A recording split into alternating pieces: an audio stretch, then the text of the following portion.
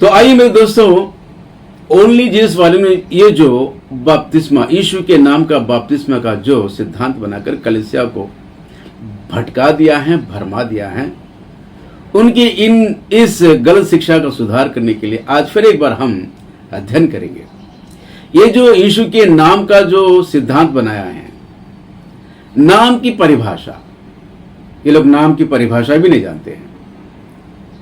दुनिया के अनुसार किसी व्यक्ति, वस्तु या स्थान या समूह को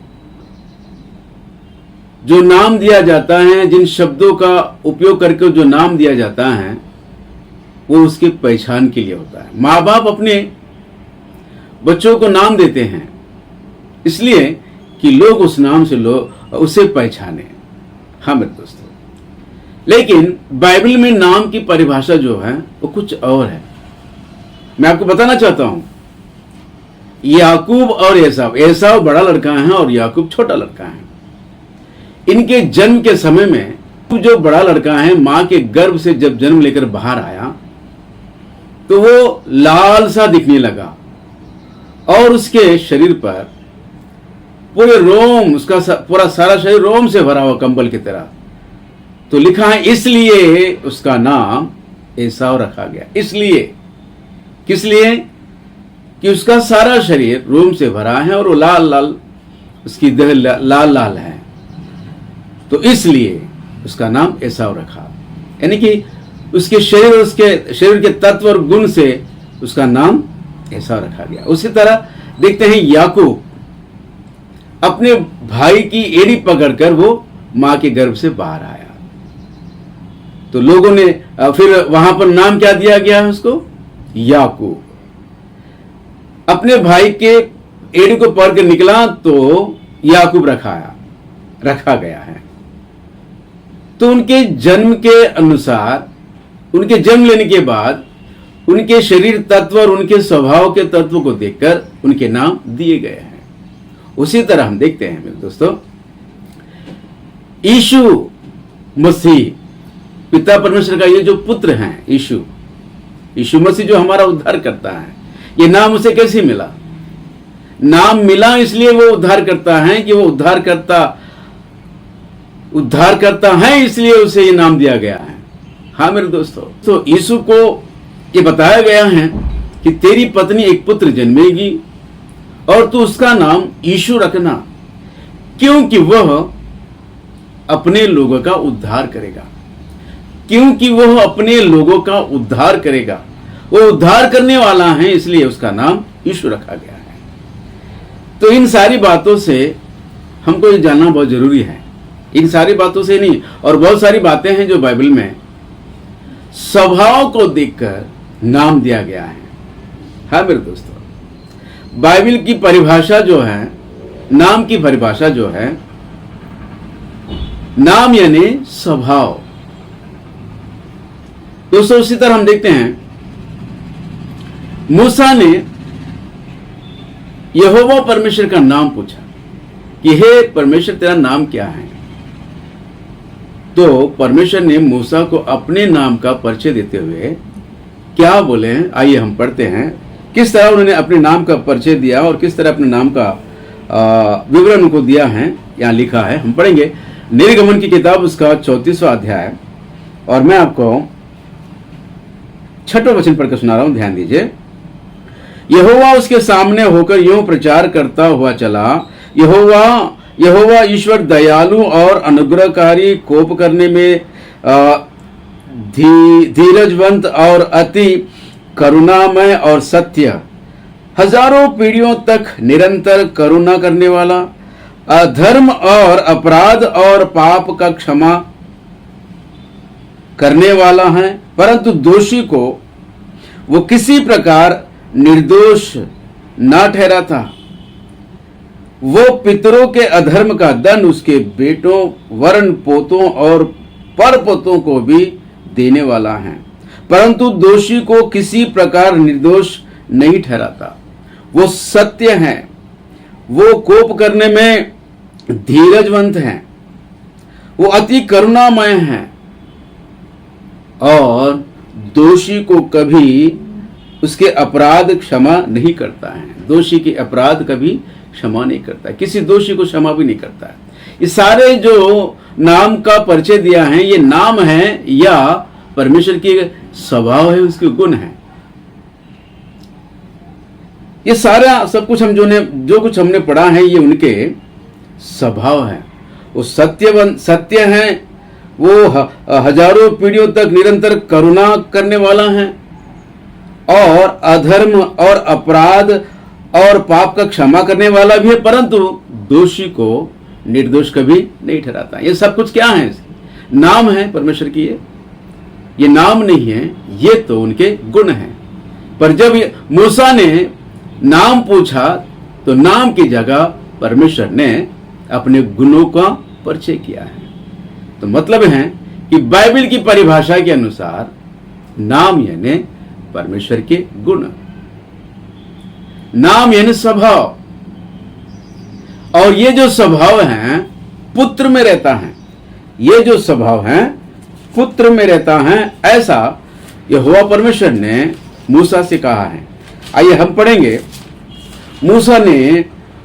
मूसा को ये आदेश दिया गया है कि हे मूसा, तुझे मेरी प्रजा को ले चलना है उस प्रतिज्ञा की भूमि पर जो मैं उन्हें देने वाला हूं, उसे वहां तक इन सबों को ले जाना है।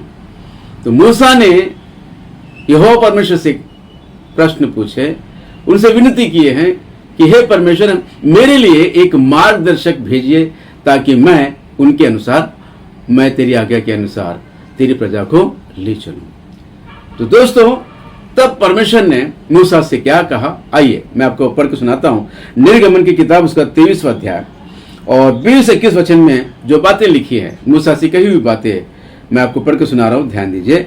सुन, मैं एक दूत तेरे आगे आगे भेजता हूं जो मार्ग में तेरी रक्षा करेगा और तेरी जिस स्थान को मैंने तैयार किया है उसमें तुझे पहुंचाएगा। 21 में कहते हैं 21 में कहते हैं, उसके सामने सावधान रहना और उसकी मानना, उसका विरोध ना करना, क्योंकि वह तुम्हारा अपराध क्षमा ना करेगा, इसलिए कि उसमें मेरा नाम रहता है। उसमें मेरा नाम रहता है।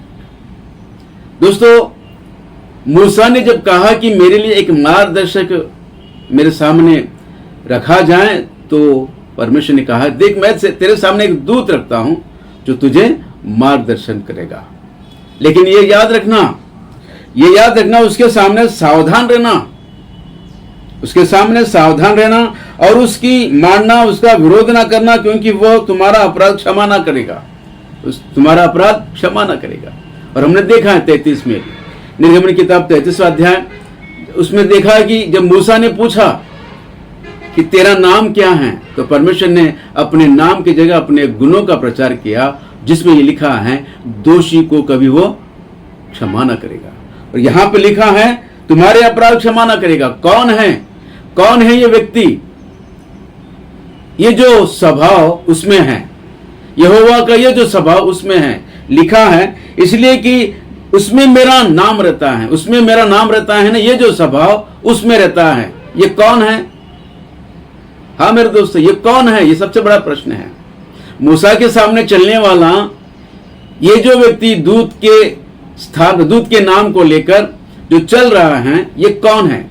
दूत को इतना अधिकार तो नहीं होता है ना कि वो किसी के पाप को क्षमा करे या ना करे, इतना अधिकार तो उसमें नहीं होता है। और परमेश्वर का वचन कहता है कि उसमें मेरा ये नाम रहता है, ये स्वभाव रहता है। उसके सामने सावधान रहना, वो तुम्हारे गुनों को माफ नहीं करेगा, वो तुम्हारे अपराधों को माफ नहीं करेगा। कौन है ये? तो इसके विषय में परमेश्वर का भविष्यवक्ता भक्त दाऊद लिखते हैं। भजन संहिता उसका दूसरा अध्याय, और मैं आपको पढ़ के सुनाने वाला हूं, ध्यान दीजिए। लिखा है, मैं आपके लिए पढ़ता हूं 12 वचन में, पुत्र को चूमो, ऐसा ना हो कि वो क्रोध करे और तुम मार्ग ही में नष्ट हो जाओ, क्योंकि क्षण भर में उसका क्रोध भड़कने को है क्षण भर में उसका क्रोध भड़क उठ जाता है। कौन है ये? दाऊद कहते हैं कि तुम पुत्र को चूमो, पुत्र की आराधना करो, पुत्र की मानो, तो वो तुम पर करुणा करेगा, वो तुम पर दया करेगा, नहीं तो उसका क्रोध क्षण भर में भड़क उठेगा और तुम मार्ग में ही नष्ट हो जाओगे। दोस्तों, पुत्र का जिक्र किया गया है और ये पुत्र प्रभु यीशु मसीह है। प्रभु यीशु मसीह का स्वभाव जो है, जब मूसा के सामने चलते थे तो वह बड़े ही क्रोध करने वाले स्वभाव से दिख रहे हैं। और कहते हैं, लिखा है कि वो इतने आसान तरीके से लोगों के अपराधों को क्षमा करने वालों में से नहीं है। और मूसा को बताया गया है कि उसके सामने तुम बड़े सावधान रहना। और दाऊद भी कहते हैं कि वो क्रोध करता है, और जब उसका क्रोध भड़क उठेगा तो तुम मार्ग में नष्ट हो जाओगे। क्षण भर में उसका क्रोध भड़क उठेगा। दोस्तों, ये प्रभु यीशु मसीह का स्वभाव है। ये प्रभु यीशु मसीह का स्वभाव, यहोवा परमेश्वर का स्वभाव जो इस प्रभु यीशु मसीह में है। यहोवा परमेश्वर का स्वभाव पुत्र में है। और दोस्तों, वो पुत्र का नाम यीशु मसीह है। यीशु मसीह जो नाम है, ये उद्धार करता है। और ये उद्धार करता देहधारी होकर जब पृथ्वी पर आया तो लिखा है, स्वर्ग के नीचे मनुष्य के बीच में उससे उत्तम और उससे ऊंचा नाम कोई और दूसरा नाम नहीं है। हाँ मेरे दोस्तों, यीशु मसीह का नाम जगत के सारे नामों से ऊंचा नाम है, क्योंकि वो उद्धार करता है। लेकिन मैं आपको बताना चाहता हूं, लिखा है सारे वचनों के अनुसार अगर हम उसका सारांश निकाले या समझे तो पता चलता है कि नाम यानी स्वभाव है। और यीशु मसीह कहते हैं, जब भी तुम किसी का बपतिस्मा देते हो, चेलों से कहते हैं कि जब कभी तुम बपतिस्मा देते हो तो पिता, पुत्र और पवित्र आत्मा के नाम से बपतिस्मा देना है। तो मतलब यह है, इसलिए प्रभु यीशु मसीह ने अपने नाम का जिक्र ना करते हुए उन्होंने यह बताने की कोशिश की है कि पिता, पुत्र और पवित्र आत्मा का एक नाम है, और उसके नाम के स्वभाव को समझकर जो नाम सारे जगत के उद्धार के लिए दिया गया है, उस नाम को समझना है और उसी नाम से आपको बपतिस्मा देना है, जो तीनों के लिए दिया गया है। क्योंकि एक व्यक्ति को विश्वास में लाने के लिए तीनों का बराबर योगदान है।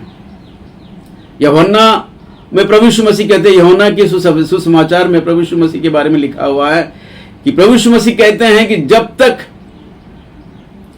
पिता खींच ना लाए कोई व्यक्ति मेरे पास नहीं आ सकता है। और कुरिन्थियों के नाम लिखी गई पत्री में 12 अध्याय में हम देखते हैं, पहली पत्री में पौलुस के द्वारा वचन लिखा हुआ है कि जब तक पवित्र आत्मा के द्वारा ही यीशु मसीह को एक व्यक्ति प्रभु जान पाएगा, विश्वास कर पाएगा। पिता के खींचा जाना, पवित्र आत्मा के द्वारा विश्वास में लाना और प्रभु यीशु मसीह का योगदान तो उसका बलिदान का योगदान है। तीनों का बराबर योगदान है एक व्यक्ति को विश्वास में लाने के लिए। इसलिए प्रभु यीशु मसीह कहते हैं, इन तीनों का जो स्वभाव है, उद्धार करने का ये जो स्वभाव है, वो यीशु का नाम है और वो नाम तीनों के लिए बराबर है। इसलिए प्रभु यीशु मसीह ने अपने नाम का जिक्र ना करते हुए कहते हैं कि पिता और पुत्र और पवित्र आत्मा का नाम जो इस पृथ्वी पर दिया गया है, इस पृथ्वी पर मनुष्य के बीच में दिया गया है, वो नाम यीशु मसीह है। तो दोस्तों, प्रभु यीशु मसीह की आज्ञा और प्रेरितों की जो उन्होंने जो नाम से बपतिस्मा दिया है, वो भी बपतिस्मा पवित्र आत्मा की आज्ञा है। पवित्र आत्मा की आज्ञा और यीशु मसीह की आज्ञा, दोनों की आज्ञा का सारांश, पिता और पुत्र और पवित्र आत्मा का नाम, त्रिएक परमेश्वर का नाम, केवल यीशु मसीह के नाम में हमको बपतिस्मा देना है। हाँ मेरे दोस्तों, यीशु मसीह के नाम से हमें कोई ऐतराज नहीं है, पर यीशु मसीह के नाम का सिद्धांत ये जो ओनली जीसस वाले ने बनाया है, क्या उनका यह विश्वास है कि परमेश्वर त्रिएक है? नहीं है। तो इसका मतलब तुम्हारा ये जो सिद्धांत है ओनली जीसस वाले, तुम्हारा ये जो सिद्धांत है केवल यीशु के नाम का जो बपतिस्मा आप कलीसिया में सिखाते हो, वो सरासर गलत है, गलत है, गलत है। तो दोस्तों, मैं आपको बताना चाहता हूं, ऐसे गलत शिक्षा से बचे रहे और विशेषकर ओनली जीसस वालों के ये जो नाम, यीशु नाम का बपतिस्मा है, इससे बचे रहिए। हाँ मेरे दोस्तों, फिर एक बार आपको बताना चाहता हूं, सत्य को जानो समझो तो तुम और तुम्हारा घराना झूठी शिक्षा से बच पाओगे, बचोगे और सत्य का खंभा आधार बनकर, कलीसिया जो सत्य का आधार और खंभा है, उस झुंड में तुम रह पाओगे और प्रभु के आगमन में उठा लिए जाओगे। दोस्तों, आज का ये संदेश आपको सही लगता है तो कमेंट बॉक्स में लिख के भेजिए। अगर गलत भी लगता है, कुछ आपको डाउट या प्रश्न उठते हैं, तो लिखकर भेजिए। मैं आपके प्रश्न के जवाब को देने की कोशिश करूंगा।